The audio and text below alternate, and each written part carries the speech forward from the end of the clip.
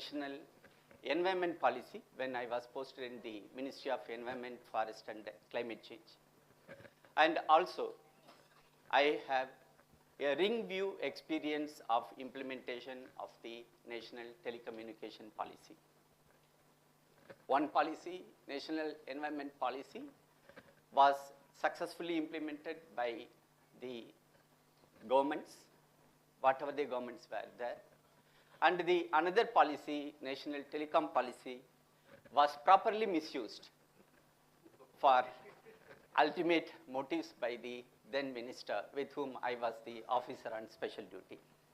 So I saw on one side a policy was being implemented with in the letter and spirit for which it was made, and on the other side, in my another avatar in the Ministry of Communication and Information Technology, I saw another policy of Government of India being properly misused. Very sorry to say, properly being misused for making money by the then minister, and the rest is the story. You might have all come to know about the 2G spectrum scam, which I exposed.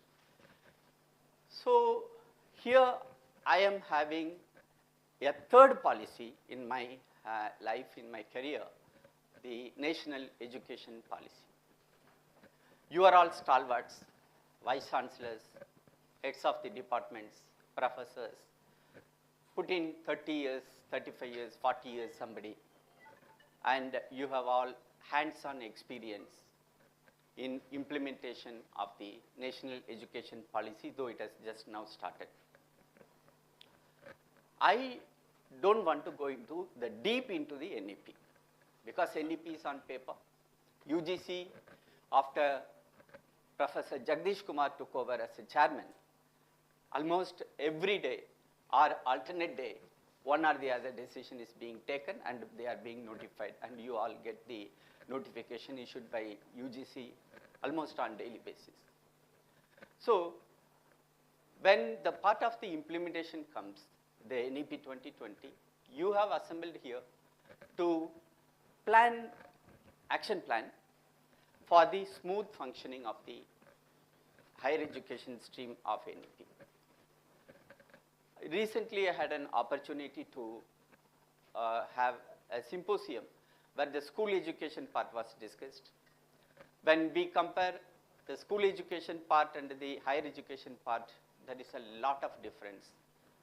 The speed of higher education implementation is going at the rate of the speed of a Shatabdi Express, and whereas the school education part is going like a Malgadi. So very, very, very, very slow. Very slow means मतलब अभी पटरी से गाड़ी निकली नहीं, मतलब platform से गाड़ी निकली नहीं, the school education part. So you are in such a way very fortunate, but to take it forward. So your train has left the platform and left the station premises and in the fast phase of traveling at the speed of 100 kilometers per hour, 120 kilometers per hour. And this assembly of like-minded people here for the last 2 days, you have done a wonderful job of interacting with each other. I don't want, as I said, I don't want to go deep into this subject. But what I would like to emphasize is here, when the government expects you to implement its policy, the ultimate beneficiary is a common man on the streets of India. A student belonging to Sedurapatti near Tiruchirappalli, a student of Kamrup, a student somewhere in Ladakh, a poor boy or girl somewhere from Rajasthan, somewhere from Gujarat. That boy or girl or the transgender child has to get the benefit of NEP. And when we talk about Sir was telling choice-based curriculum versus confusion-based, really those things are all there. Every NEP, when every policy being discussed, initially there will be hiccups. once the hiccups are started solving, then everything will come into regular stream. You will not find any difficulty in implementation. But a child, a student somewhere in the remotest corner of the country has to get the benefit. Be it's a language issue, be it availability of various subjects for which he can try his luck. Like I would always say, this NEP is talking about dual degree.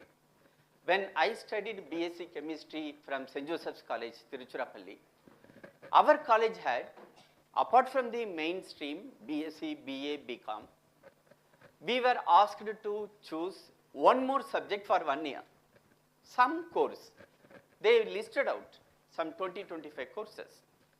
And I chose journalism and mass communication. I was the first batch from that course because in 87 there was no structured journalism course that time.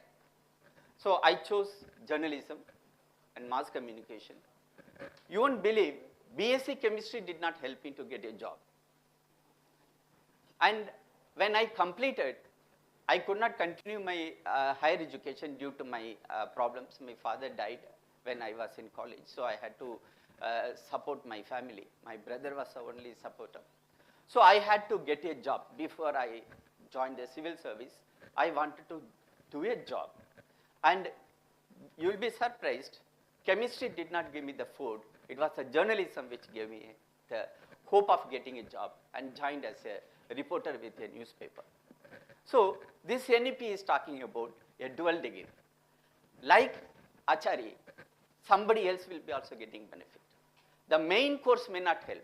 The other course which the student is attempting to gain a degree, that may come to his rescue.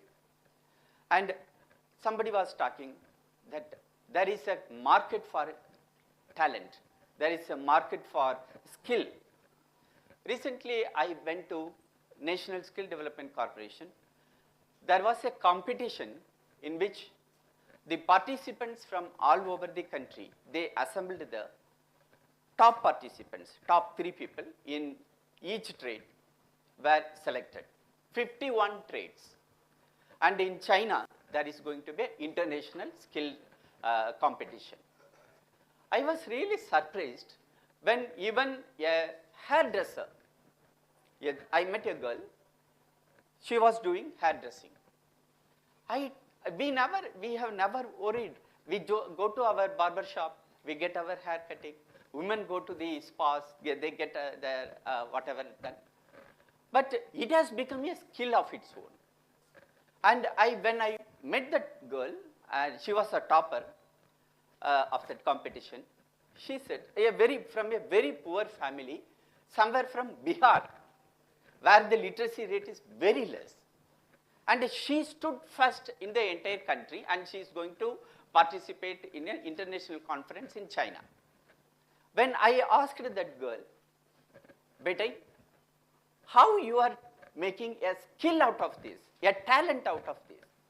Then she said, sir, bring a girl to me, or a boy, who has that hair, uncombed hair, not oiled hair, and give me 15 minutes time. I will make her like a bride, ready for a marriage.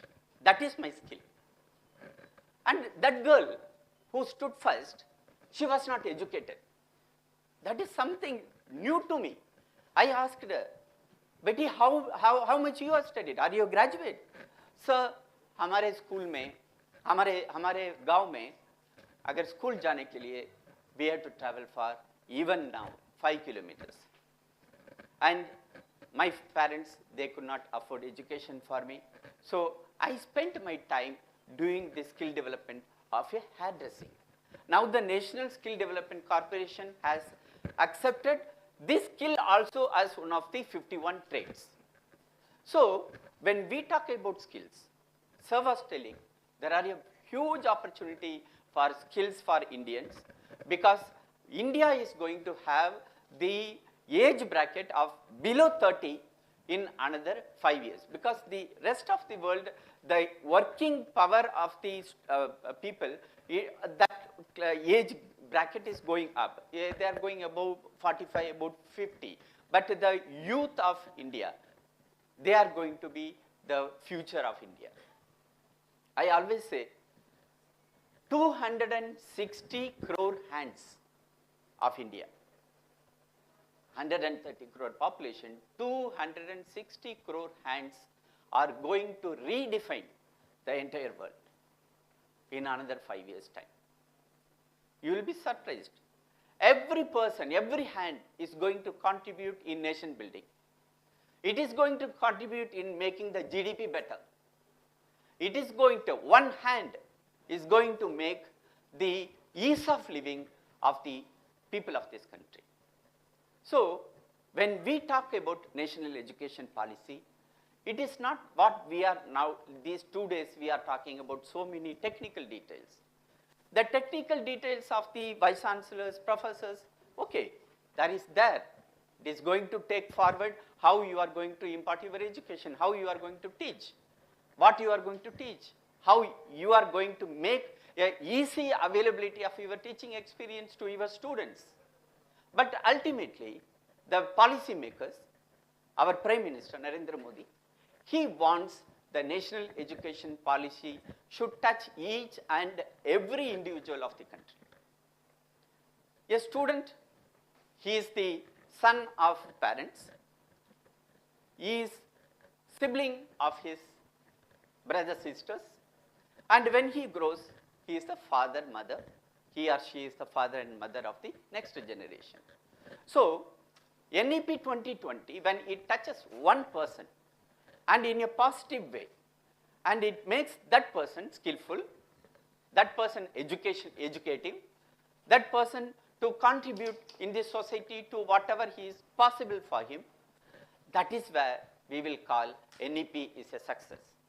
Otherwise, whatever the policy making has been done all these years, it will remain just like on a paper without giving anything substantial to the country. So, vice chancellors are here. When you go back to your universities, I would request you all, please make the students their teaching, learning experience not as a burden,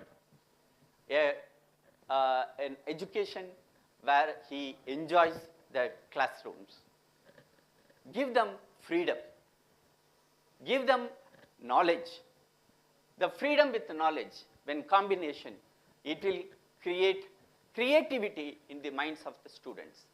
And always please put yourself as a student first, not as a teacher. Because what teaching is happening, we all know, I am also a teacher. When in my family also, my mother was a teacher, my two sisters are teachers. The teaching of this present day is only to vomit out what is written in the textbooks. Textbook learning is not going to happen in future. You are going to have foreign universities coming to India. They have been knocking the doors since 2004. Many of the foreign universities have told the government, please give us the opportunity, we will set up the campus in India. The same Oxford education, we will, just 1 minute earlier. The same Oxford education we will give to your students. The Cambridge experience we will give it to your students. Please allow us to set up the campus in your country. And NEP 2020 has provided that opportunity to them. And when these foreign universities are going to set up their campuses here, when they are going to start giving education to our own boys and girls, I am telling you, the one set of your students will simply migrate to the foreign universities. And you will be teaching the students which were left over by those foreign universities. You will have a big task cut out for you. Because cream of the cream people, cream of the cream who can afford education, who can have the understanding to accept the foreign degree, they will all migrate. So, when I started my speech, when I said, a common man, somewhere in a rural area, he will be your student. The cream of the people will go away from you in another 2 or 3 years when those foreign universities come to India. You will be tasked with giving the education to those students. So I request you all, with folded hands, please think about a small village, an unaffordable household from where you are going to get students, and try to teach them, make them good citizens of the country. If you are able to do this, this will be the greatest service to Bharat Mata. Namaste. Jai Hind.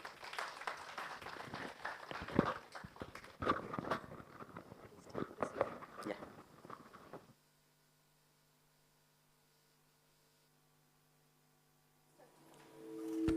Thank you, kind sir, for your valuable words. Let me invite our most respected professor is Nagarajan to honor our esteemed guest, Dr. Ashwarvadam Achari.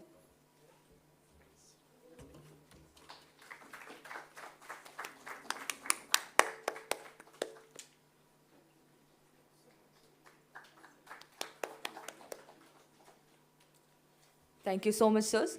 We are moving on to the next session.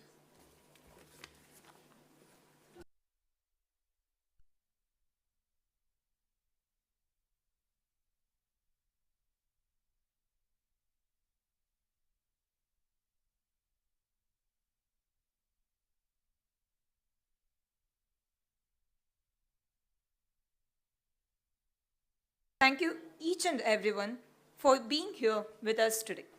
We are pleased to welcome all of you for being with us for this 2 days national conference on devising action plan for faster and smoother implementation of NEP 2020 at Central University of Tamil Nadu. NEP 2020 envisages far-reaching transformation in the prevailing education system. The policy endeavors to dissolve disciplinary boundaries that have been creating hindrances in the holistic development of the learners. I am extremely overwhelmed to get this opportunity to welcome you all to this session 5, NEP 2020, creating shared responsibility and ownership amongst the stakeholders.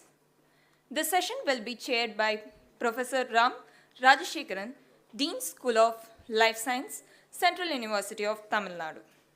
Sir was a Fellow of Indian National Science Academy, New Delhi, Fellow of Indian Academy of Science, Bengaluru, Fellow of the National Academy of Science, Allahabad, Fellow of National Academy of Agricultural Science, New Delhi. Sir is the recipient of Professor G.V. Joshi Memorial Award, Indian Society of Plant Physiology at the University of Agricultural Science, Bengaluru. Sir J.C. Bose Memorial Award, Technology Award for Life Science, and Professor I.S. Bhatta Memorial Award. Sir is the elected corresponding member of the International Conference on Bioscience of Lipids. Received the Post Vice Chancellor Award for the Excellency in Research by Monash University and several other awards from prestigious body. We are glad to invite you, sir, to chair this session. Please take.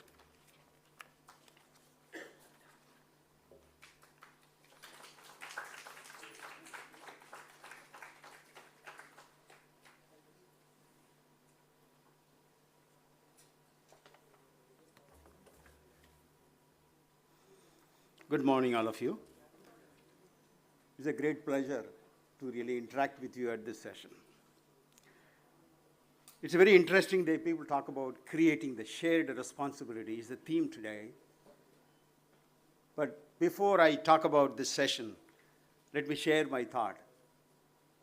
My thoughts are very simple. We are all not from NEP 2020 categories.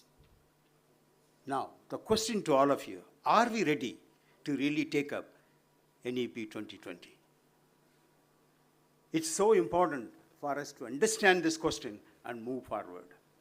The second part of the question, we have been associated and sharing the responsibility. We have been talking about skill. Where is the skill is going to come from? Are we really connecting to our neighbors to really train our students? Who are all our neighbors? Those who have a facility, those who have an industry, there we can send our students and train them for the skill. Because we are not trained in NEP 2020. None of our faculties are trained. This is the future program. Anyway, every organization in this nation has to look at these two questions and connect the neighbors for creating skills and creating jobs. With this note, let me really today we have 4 speakers. In this, 2 are online and 2 are offline.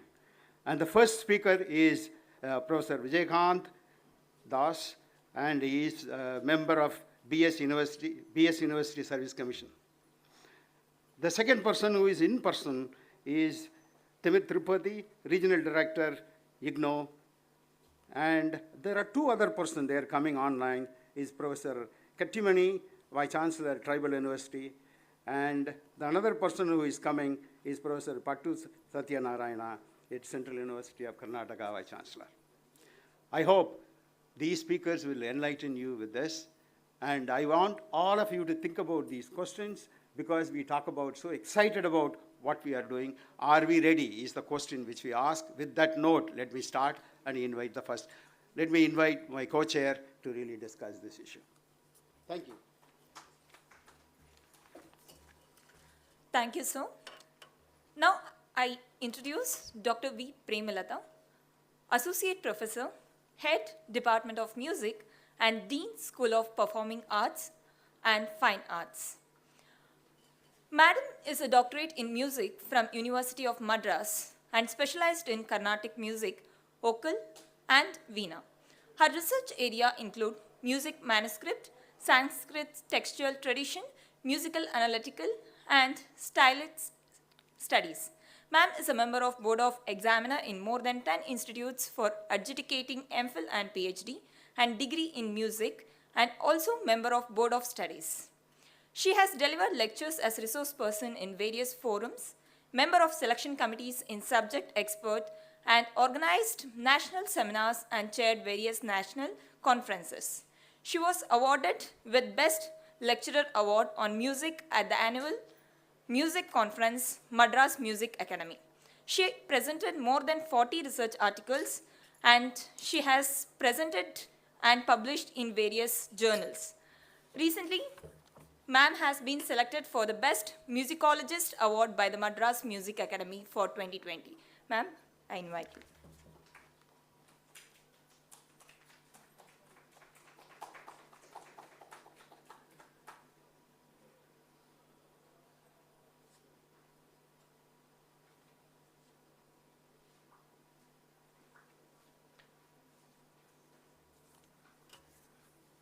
A very warm welcome and good morning to all of you. From CUTN, I welcome all of you for this two-day conference. May I request all the resource persons to come and take the front chairs, please. And this is my pleasant duty to introduce Professor Vijayakant Das, who is the member of the Bihar State University Service Commission, Patna. Professor Das was a professor and former head of the PG Department of English at T.M. Bhagalpur University and specialized in comparative literature. He has published research papers in various national and international journals, presented papers in academic meets, and guided research work for the PhD degree. He has worked as a Pro-Vice Chancellor at the Central University of Jharkhand, Ranchi, and also associated with T.M. Bhagalpur University. Professor Das is an experienced English teacher with a demonstrated history of working in the higher education industry, skilled in research, student affairs, lecturing, teaching, and rendering his expert services to higher education. He has been an active member of the Siksha Sanskriti Uttanyas, and he is serving as the regional convener of Bihar and Jharkhand states. Welcome, sir.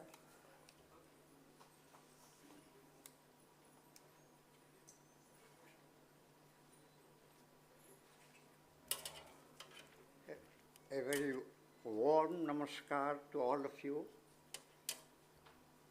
Well, at the outset, I must apologize for one thing, that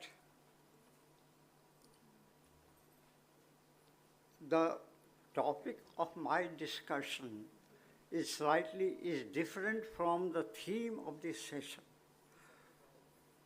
But the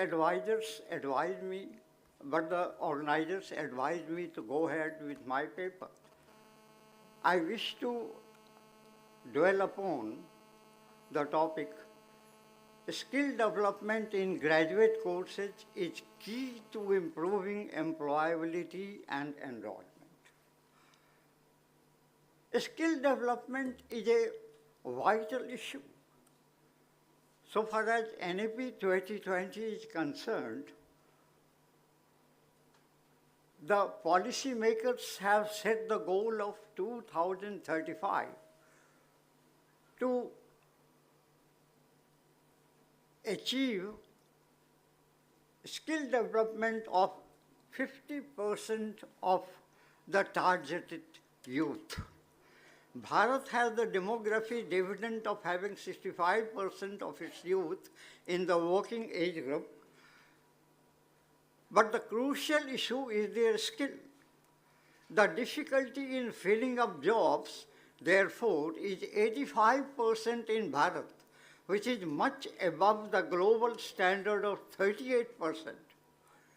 As per India Skills Report 2021, only 42% arts graduates, 40% commerce graduates, and 30% science graduates of the country are employable. Split into gender, there is a silver lining. 41% women were considered employable against 38% male. National Education Policy 2020 is aware of this ground reality, considering the fact that only 5% of Bharatiya workforce receive formal vocational education as compared to 96% in Korea, 75% in Germany, and 52% in US. The NEP sets the target of 50% learners to be given exposure to vocational education by 2035. Job-oriented courses are the panacea for lack of a skill. This is what we need to do in implementing this vital segment of NEP 22. In the first phase, it will be imperative to strengthen the vocational courses introduced by UGC in 1994, which are running in government or university colleges. A large number of colleges conduct vocational courses in subjects recommended by UGC. They award BA, BSc, BCom degrees in job-oriented courses, but the courses need to be made skill-specific by reorienting the curricula to conform to national occupational standards and relevant qualification packs formulated by respective sector skill councils. Since these courses are run under self-financing scheme, only guest teachers of poor quality are hired on low wages.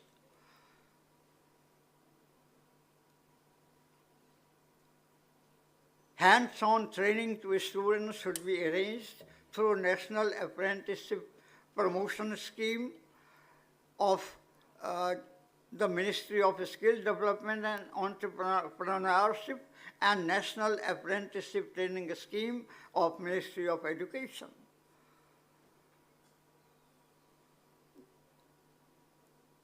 The policy document of NEP 2020 refers to reviving 64 arts of ancient India. Some people question this. How? Why? What is the justification of doing this? In fact, these 64 arts were compiled by Maharshi Shukracharya. He collected them, gathered them from Vedas and Upanishads, and it was later published as Shukra Niti Sar. These arts contain all the vocational courses except a few, the modern ones like computer science, biotechnology, etc., fishery, cooking, gardening, metallurgy, dyeing clothes, ornament making, making oils and perfumes, needlework, carpet making, woodwork and carpentry, etc., etc. We must revive those 64 skills.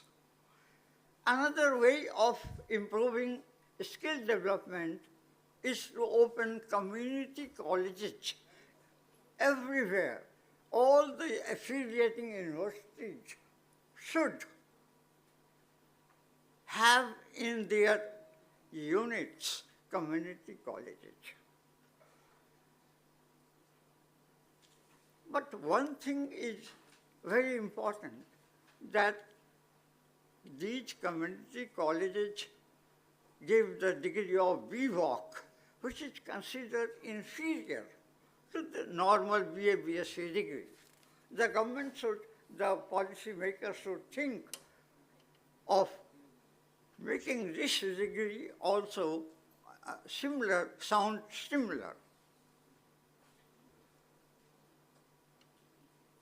Additionally, some life skills should also be included in the graduate courses. The European Qualification Framework has identified 3 categories of life skills: cognitive skill, methodological skill, and social skills. We should include in our curricula. Employability of young graduates will naturally improve from this, and then naturally it will lead to greater enrollment ratio, better enrollment.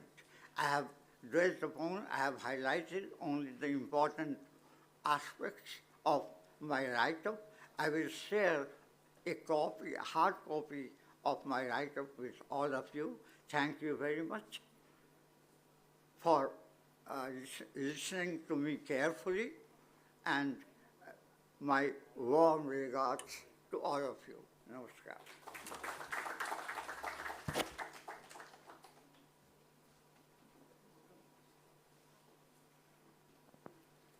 Thank you so much, sir.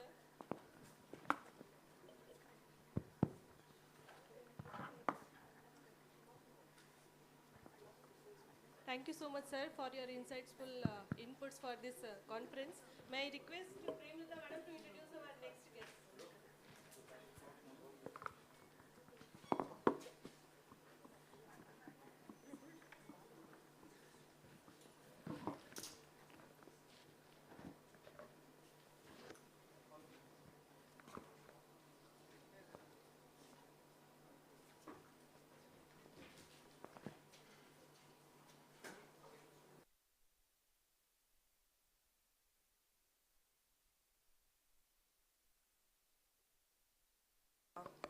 Welcome Dr. Timit Tripathi. He is a well-known academician who has specialized in the field of biochemistry and is the regional director of the Indira Gandhi Open University, Kohima. He is the recipient of Professor B.K. Bakawat Memorial Young Scientist Lecture Award 2020 by the National Academy of Sciences, India, and was also awarded the Young Scientist Award 2019 by the Indian Society of Chemists and Biologists, Lucknow, as well as the Shakuntala Amirchand Prize 2018 by ICMR, New Delhi. Dr. Timit Tripathi is also the editorial board member of Acta Tropica, Scientific Reports, Frontiers in Molecular Biosciences, and Frontiers in Cell and Developmental Biology. Doctor functions as the academic editor of PLOS 1, and elected as an elective executive council member of the Bioinformatics and Drug Discovery Society for the years 2020 to 2023, as well as the National Academy of Sciences, India and Royal Society of Biology, London. May we welcome Dr. Timur Tripathi. Welcome, sir.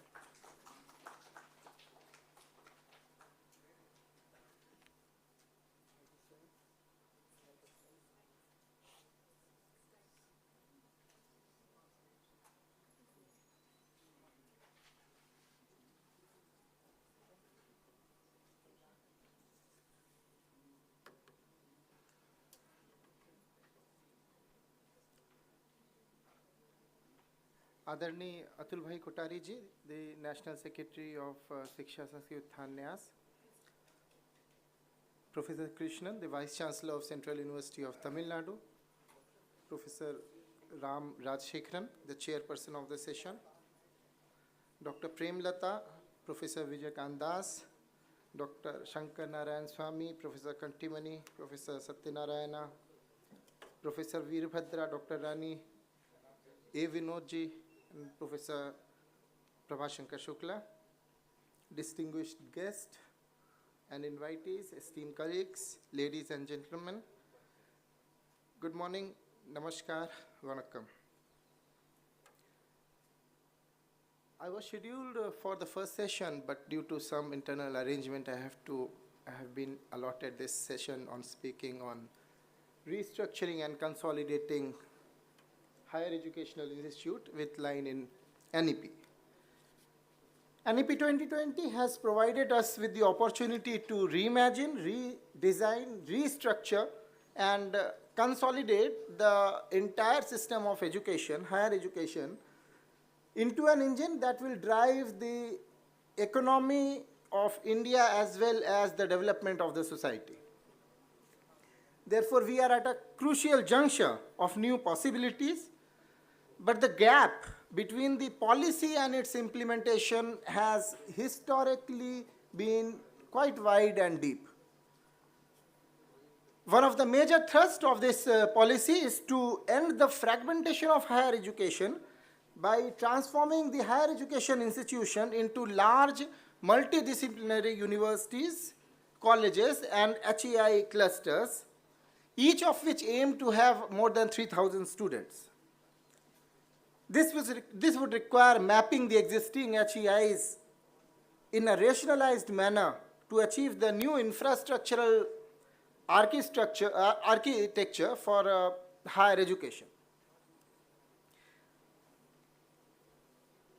The objective of institutional restructuring and consolidation is to increase the equitable access to higher education that is globally as well as locally relevant by transforming the existing HEIs into large degree-granting multidisciplinary universities or MUs.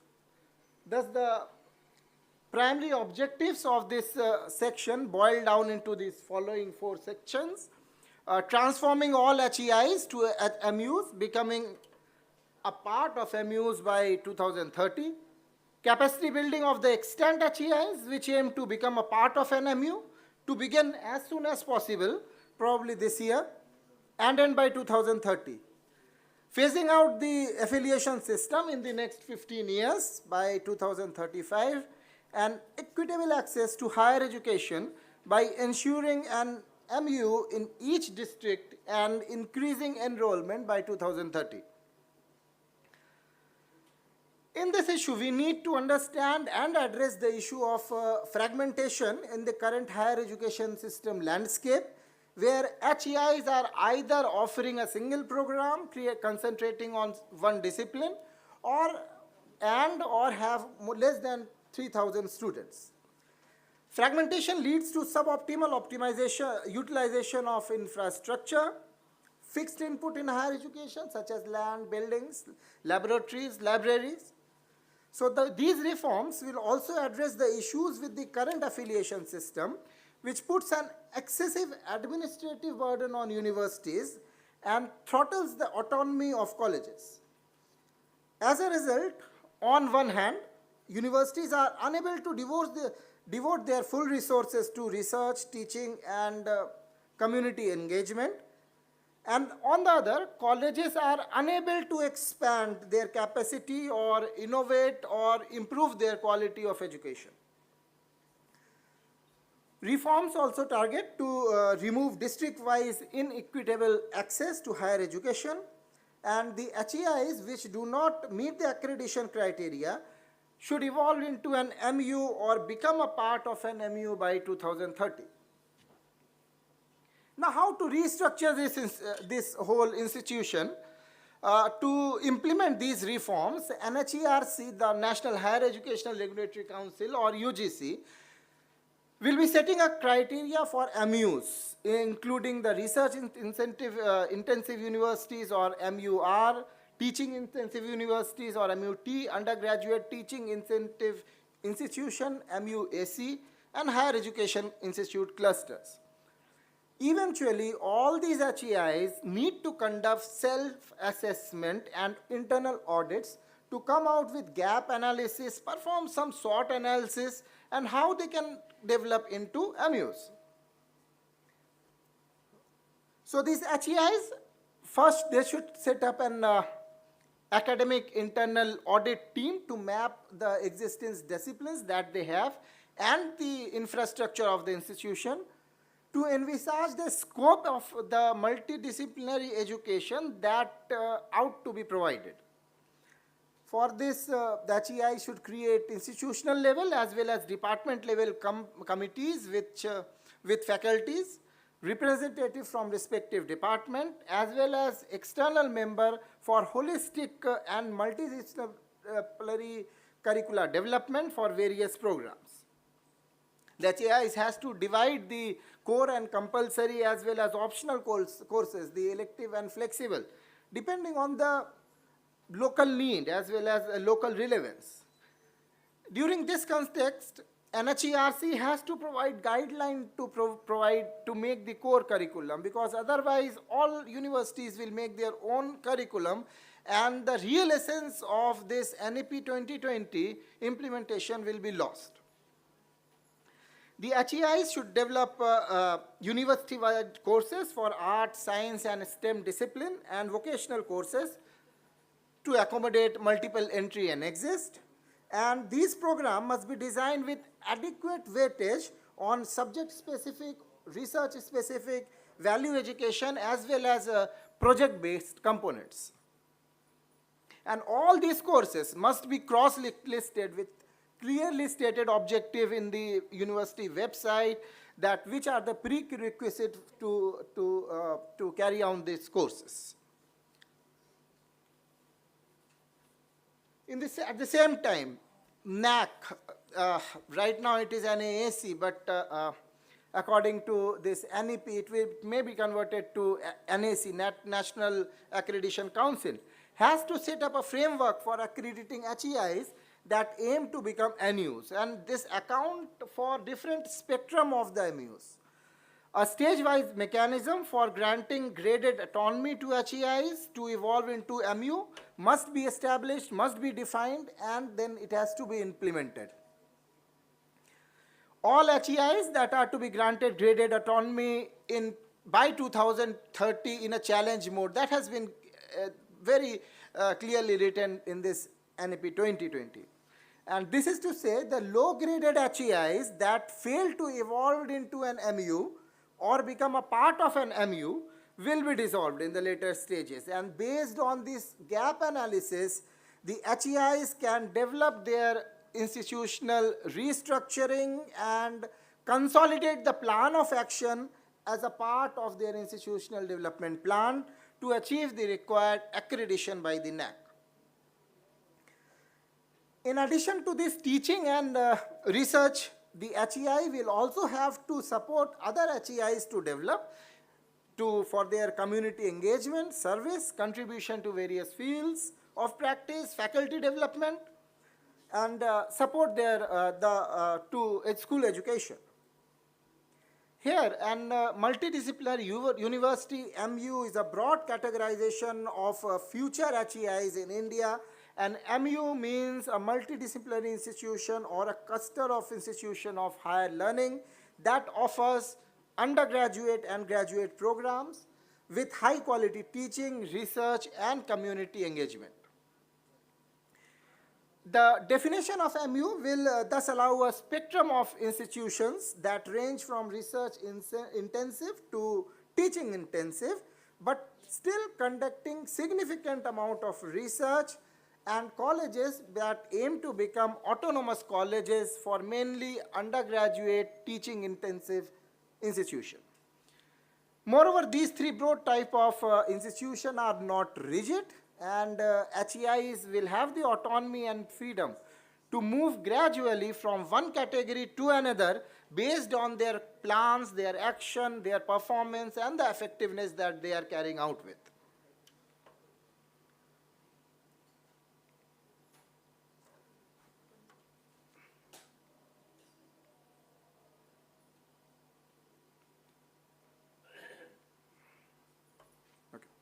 So NHERC or UGC, I think I'm missing, yes.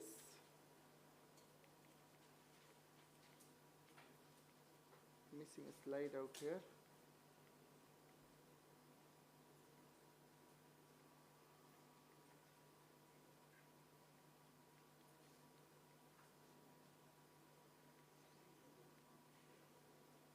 Okay, I think this is the old slide that we are presenting.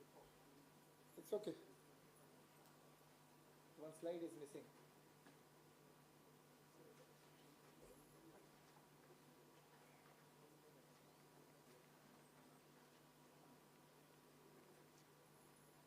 Okay, fine. You can just pause. No problem. So during this process, the NHERC or UGC needs to revamp the existing UGC Paramarsh scheme for capacity building of the mentee HEIs by mentor HEIs. So here the mentee HEIs aim to achieve the required NAC accreditation to become MU.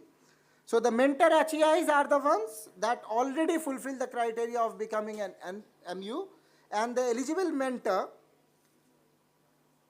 HEI that already fulfill the criteria of an MU should send a letter of intent and application to conduct a revamped Paramarsh program for prospective mentee HEIs. HEI that do not fulfill the criteria of an MU should send a letter of intent to the NHERC or UGC to join this revamped Paramarsh program. So, equitable access to higher education should be made by ensuring an MU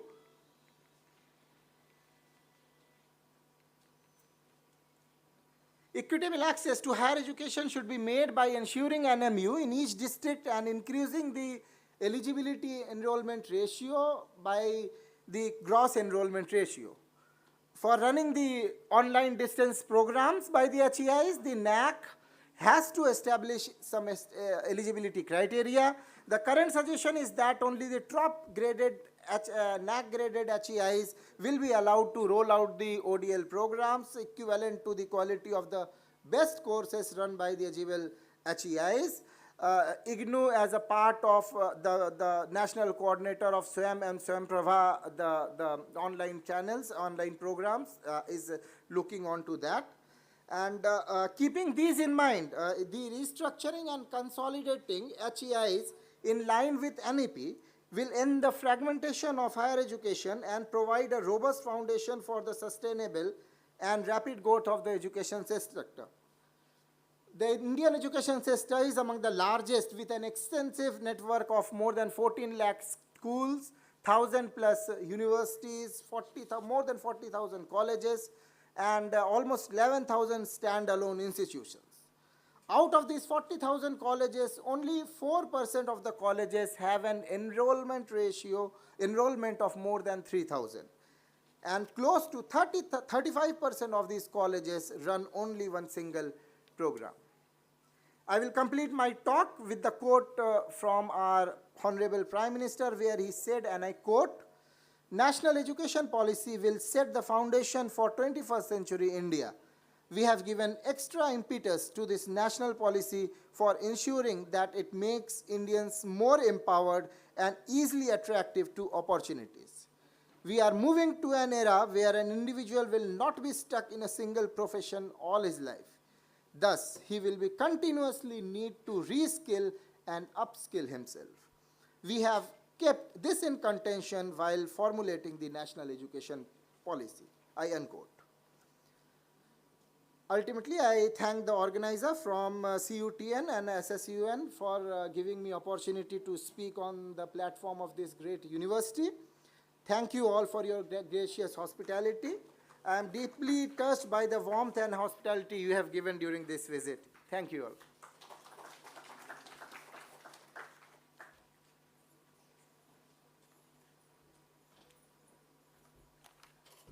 Thank you, sir, for giving your wonderful lecture. I now call upon ma'am to introduce the next resource person, Professor Bhatta Satya Narayana, Central University of Karnataka, Vice Chancellor, sir.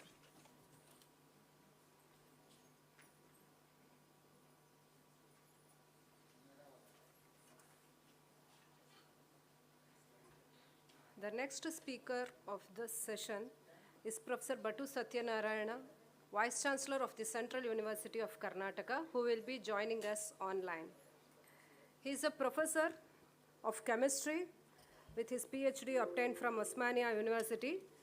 For more than 3 decades, he has been actively engaged in teaching and research activities.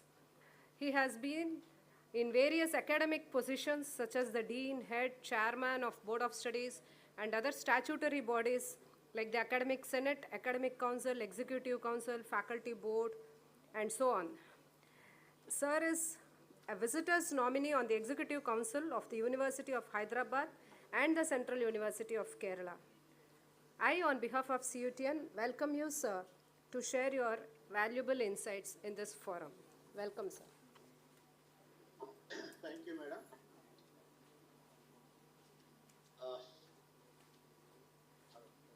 Very happy to associate myself this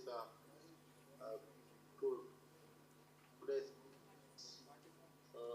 the Sri Atul Kothari ji, the National Secretary, Shiksha Sanskrit Uttan Nyas, Professor M. Krishnan, the Vice Chancellor, Central University of Tamil Nadu, Professor Surabha Sheikh, Central University of Tamil Nadu, Professor Ram Rajshekaran, the Chairperson of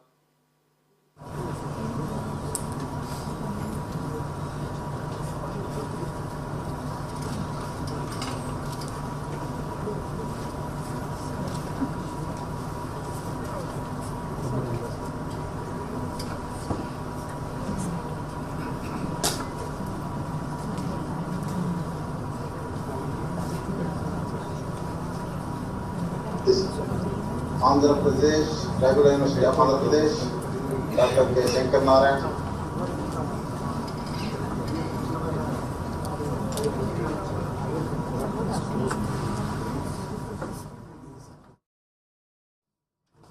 This is creating shared responsibility and ownership among the stakeholders.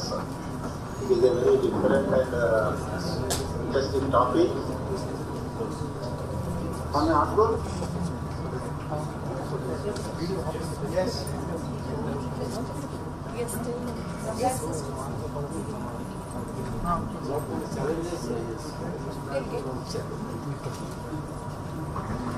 Nations or implementation of any program that depends upon the participation of our environment of the stakeholders.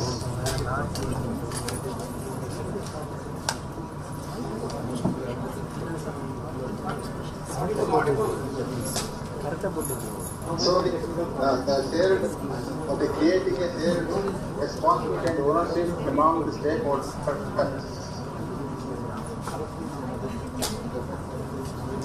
Program.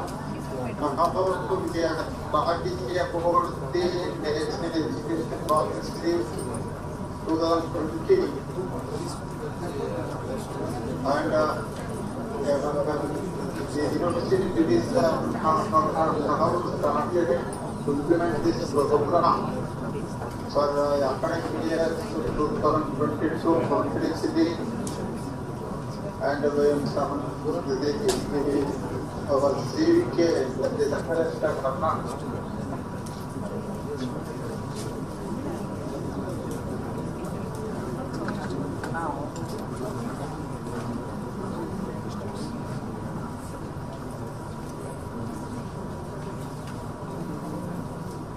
पुनः प्रयत्न करा।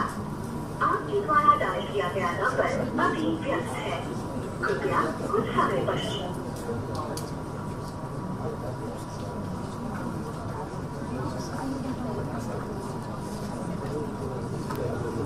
Hello? Okay, right.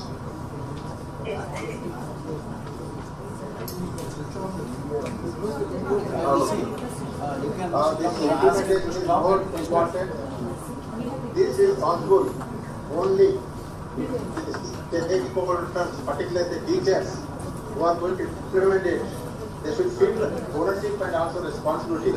Then only it is possible to implement this very effectively. Otherwise, it is not possible to implement this NEP 2020. So that is our Prime Minister Narayana Modi ji, with a high expectation and high result. He is expecting from the universities and institutions this, to implement this effectively, and this will become, and this will make the nation very strong. So far, we are only giving some knowledge, and we are not taking the responsibility, and we are not creating the skill apart from the knowledge. Knowledge and skills both are important for the students who are coming out of the institutions. So therefore they can, and also the students have the high commitment towards the nation, and then only it is possible to build a very strong nation. So therefore, that is the building of the strong nation depends upon the education institutions. That is particularly depends upon this the education policy. The 2020 nation education policy, it is totally different from the earlier ones. Now, so far in the university systems, only we have taken a responsibility of giving the knowledge, creating knowledge only, but we never concentrated the skill development in the institutions. So the both are important. For its most effective implementation, the stakeholders' responsibility is very, very important. Here now we are talking about the value-added courses, skill enhanced courses. So for skill development, we need to implement this most effectively. And what are the skills to be imparted to the students is also very important. This is not the role of the only Vice Chancellor or the administration. The Vice Chancellor role is to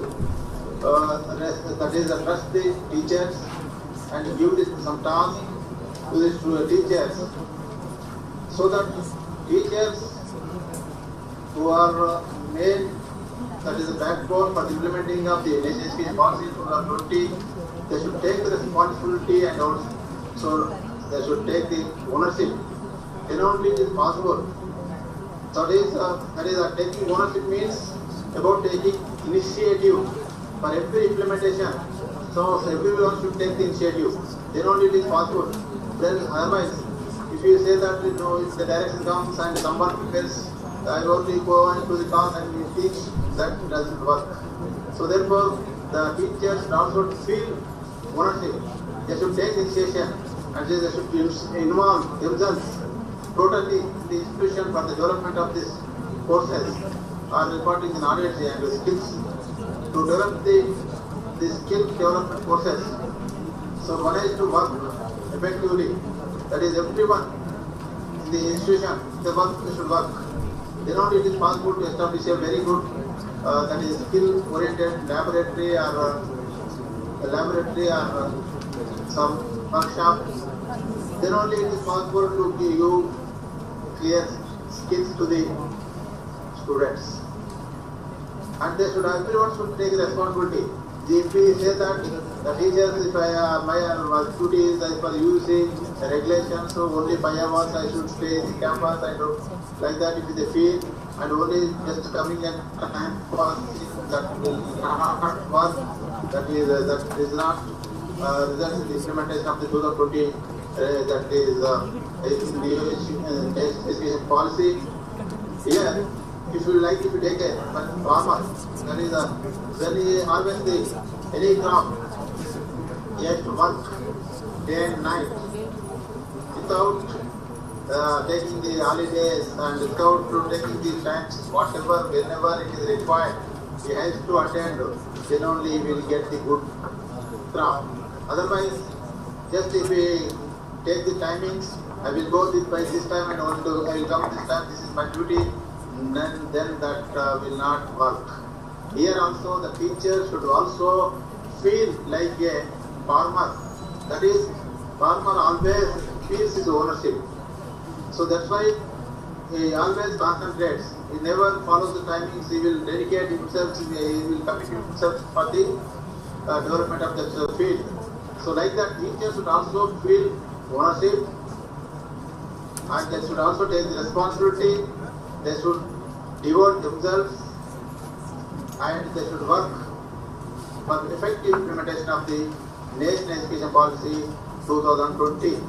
Then only it is possible to implement it most effectively. For this, the VC also should trust the teachers. That is, if we form a team, we should use responsibility, we should motivate them, and we should work, we should make them to work. And whatever they do, we should trust them. If we suspect, then it is not possible to work. So therefore, the Vice Chancellor role is to create the work culture.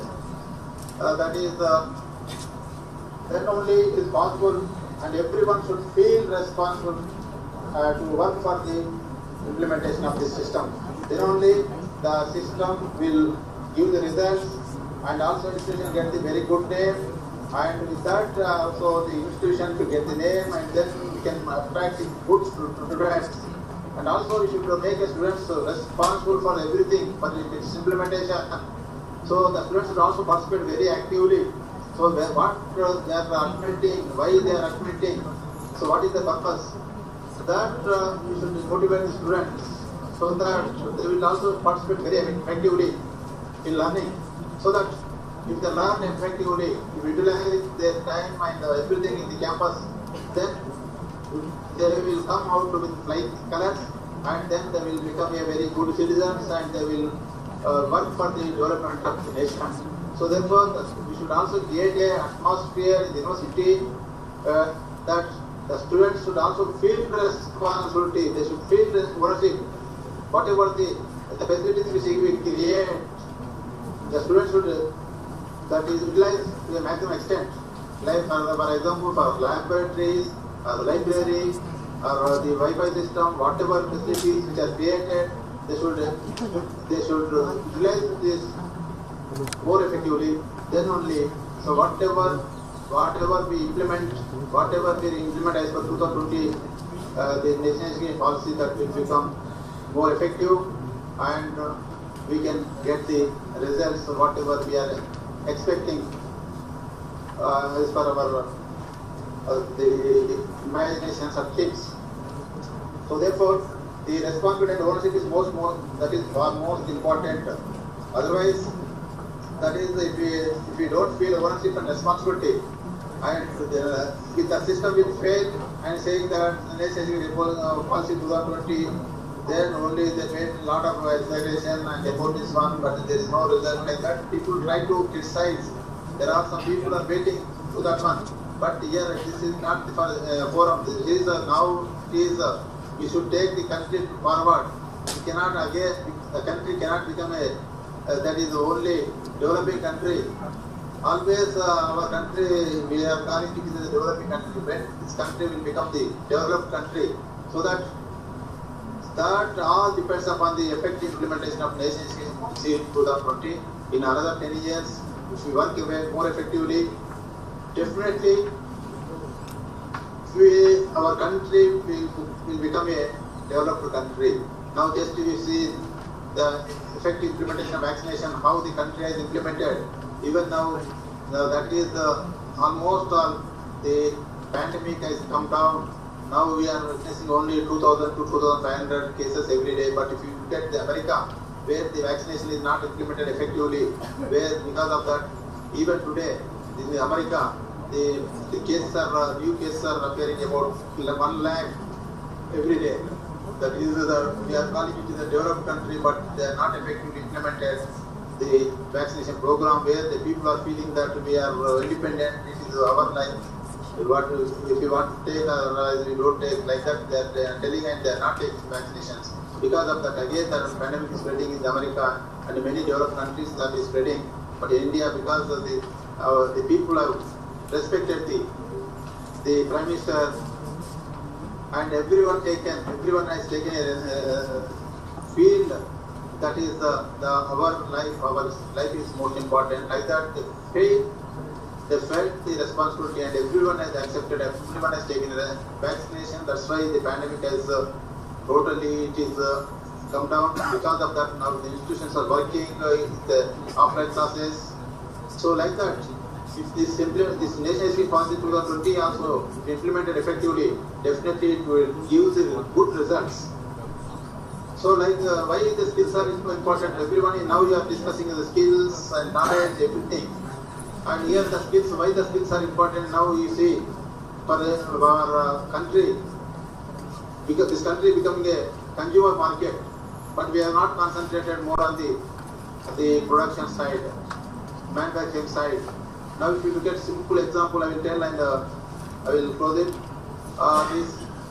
Everyone nowadays using the smartphones.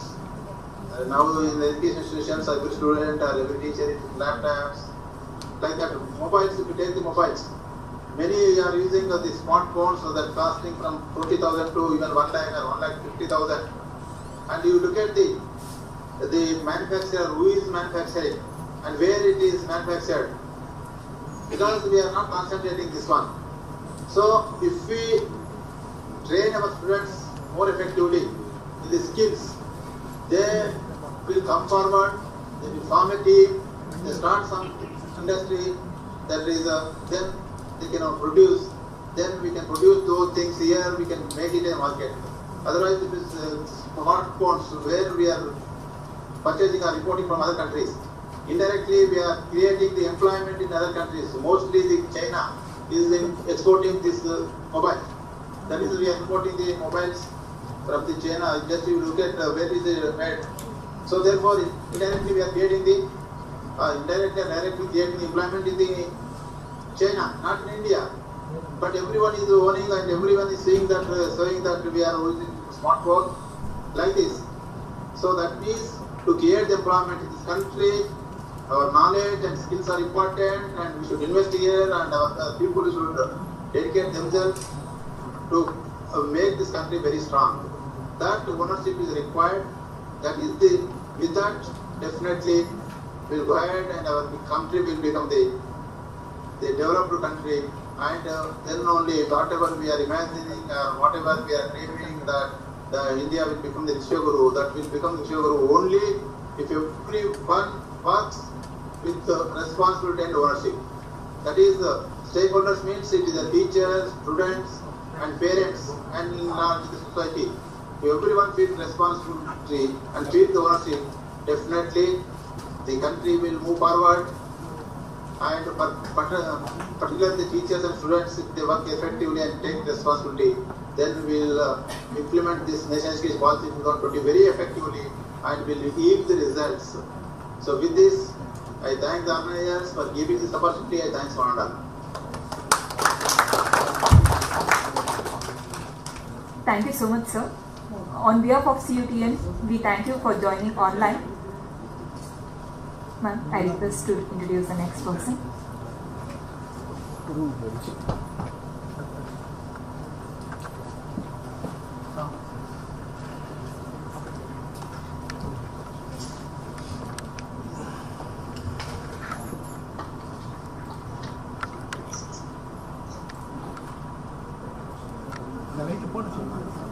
It's now my pleasant duty to introduce Dr. Ali Rani, the director of Sardar Vallabhbhai Patel Institute of Textile Management, Coimbatore. With the postgraduate degrees in management with specializations in finance and marketing and a PhD in economics, she had been with many corporate sectors as well and working with at different cadres in the Government of India, like the Indian Railway Account Service, Container Corporation of India, Cotton Corporation of India, and she has played a major role as Group General Manager, Finance, Director of Finance, etc. She is very good at building strong teams. Madam has delivered lectures in various institutions. I invite Dr. Ali Rani to summarize today's proceedings. Welcome, ma'am.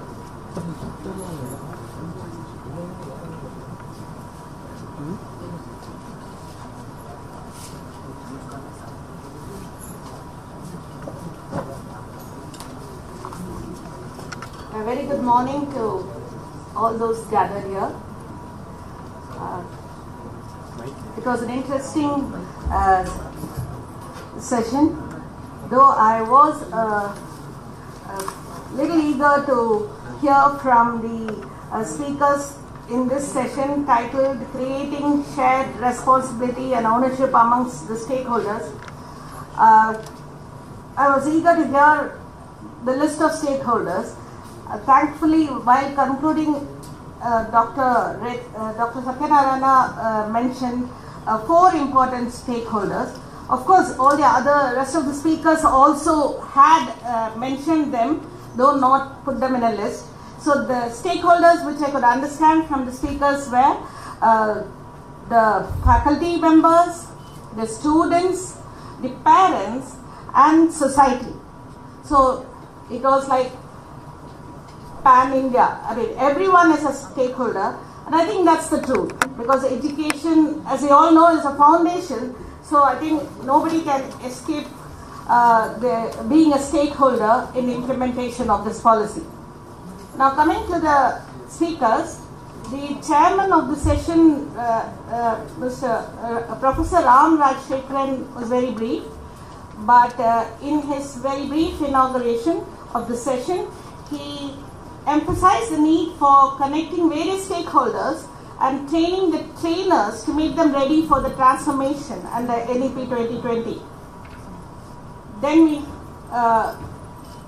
went to this presentation of Professor Vijay Das, who highlighted that skill development is vital goal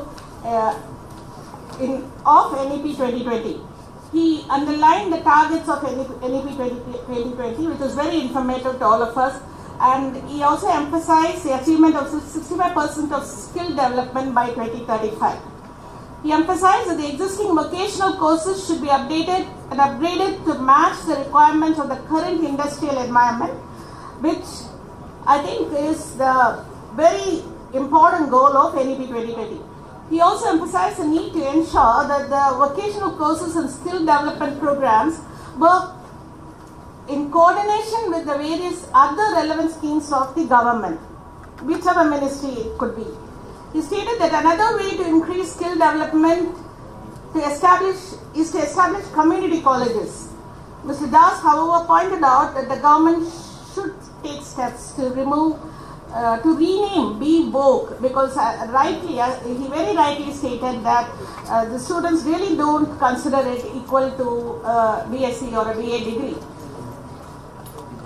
Mr. Das also stated that NEP 2020 would increase, if implemented properly, would increase students' employability. The next speaker was Dr. Timur Tripathi. He opened his presentation by highlighting the gap between policy and implementation.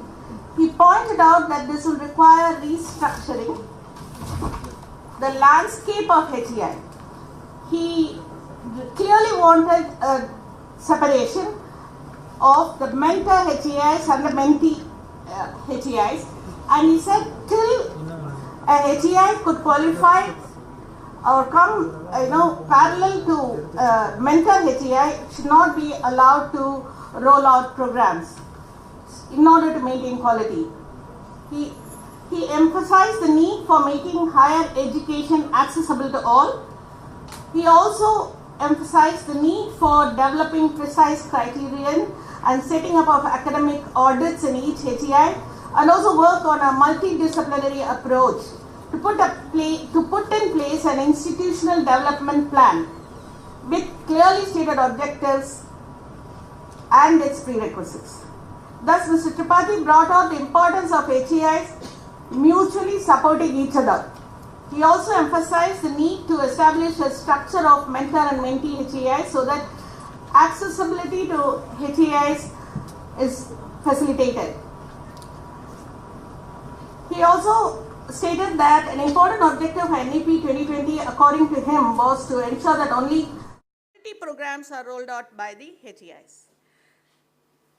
The next speaker was Professor Satya Narayana.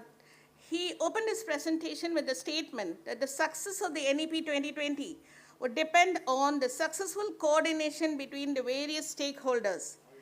He emphasized the role of teachers as the most important stakeholder of the implementation process. He highlighted the importance of the HEIs themselves in ensuring skill development and underlined the fact that the program should be structured with a sense of ownership both on the part of the Vice Chancellor and faculty. He really emphasized the word ownership, and he explained it with a beautiful analogy of the farmer. He said the farmer, when he is cultivating his field, any kind of crop, it doesn't really work by schedule. He doesn't limit his work to time. He rises to the occasion, whatever, whether it is watering or whatever stage of his cultivation, he is always there to look after that. So he said this should be the attitude of the implementers. He also stated that the students are important stakeholders, and he said that the students should be really be explained their role in how to make NEP a success, because ultimately the benefits should go to the students. So I thank you all for this opportunity, for being the reporter of this session, especially Professor Krishnan, the Vice Chancellor. Sir, it's a wonderful thing that such a conference has been organized here, and it was lovely being part of the brainstorming in the sessions, and I really wish that under your leadership we'll all go ahead with this implementation soon. Thank you so much. Thank you, ma'am. As we come to an end of session 5, we request our Honorable Vice Chancellor, Sir, Professor M. Krishnan, to felicitate our resource persons. Sir, please. Ramraj. I also request our chairperson also to join.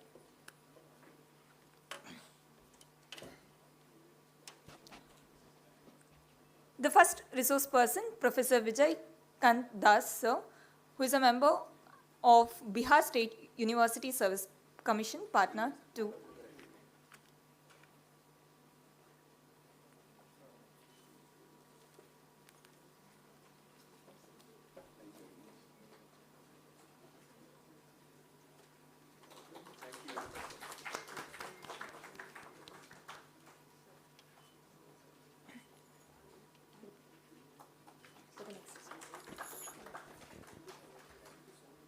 Next, we have Dr. Timit Tripathi, sir, who is a Regional Director, IGNOU, Kohima, to receive the honor.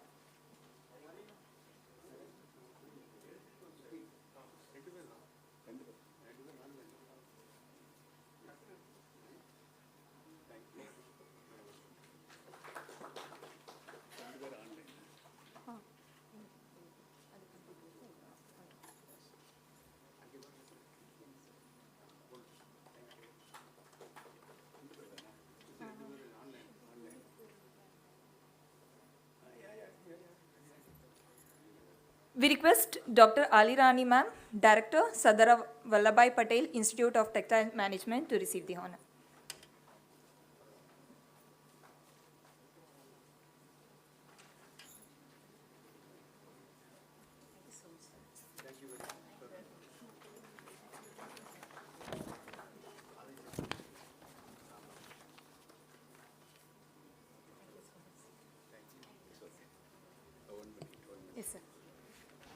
a small announcement, because most of that our participants, they need some phase where they can ask some questions, they can give some suggestions.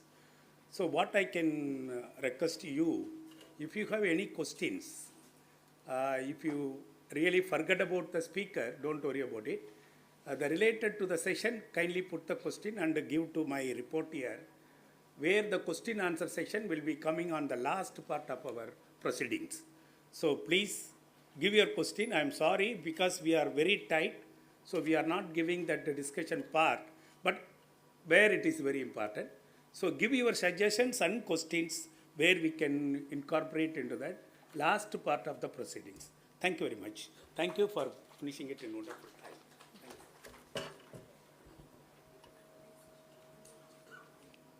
It's my privilege to propose a vote of thanks speech and acknowledge the chairperson, resource person, and reparator of this session who contributed their thoughts on the session topic NEP 2020, creating shared responsibility and ownership amongst these stakeholders.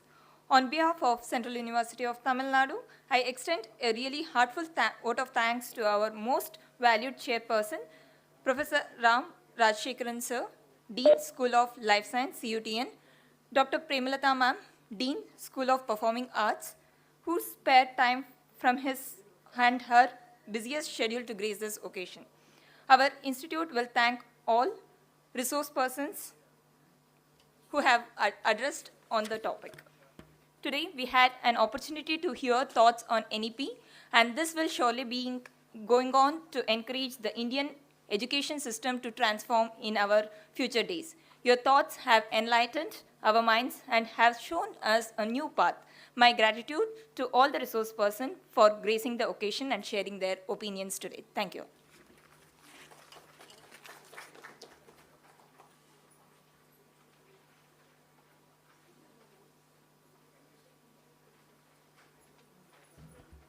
I call upon Ms. Malini to continue the next session.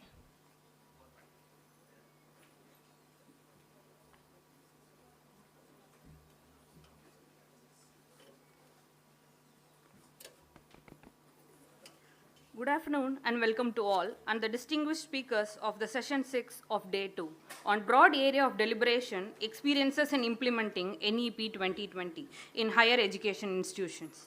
As a part of two-day national conference of Central University Vice Chancellors on devising action plan for faster and smoother implementation of NEP 2020 organized by the Central University of Tamil Nadu. May I have the honor to invite the chairperson of the session, Professor S. Nagarajan, Dean Academics.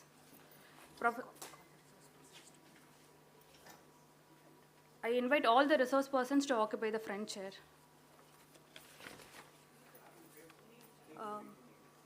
Professor D. Srinivasan Kumar Sir, Vice Chancellor, Dravidian University, Kuppam, Andhra Pradesh. Professor Sarath Kumar Palita, Vice Chancellor in charge, Central University, Odisha. Professor A. Chandramogan, School of Commerce and Management, will introduce the session resource person for session 6. The resource persons are Professor D. Srinivasan Kumar, the Vice Chancellor, Dravidian University, Kuppam, Andhra Pradesh. Professor Sarath Kumar Palita, Vice Chancellor in charge, Central University, Odisha. I hereby take the privilege of introducing the session chair, Professor S. Nagarajan, Dean Academics. Professor S. Nagarajan, Professor of Chemistry, Controller of Examinations, and Dean of Academics in the Central University of Tamil Nadu. We welcome you, sir. Kindly chair the session, please.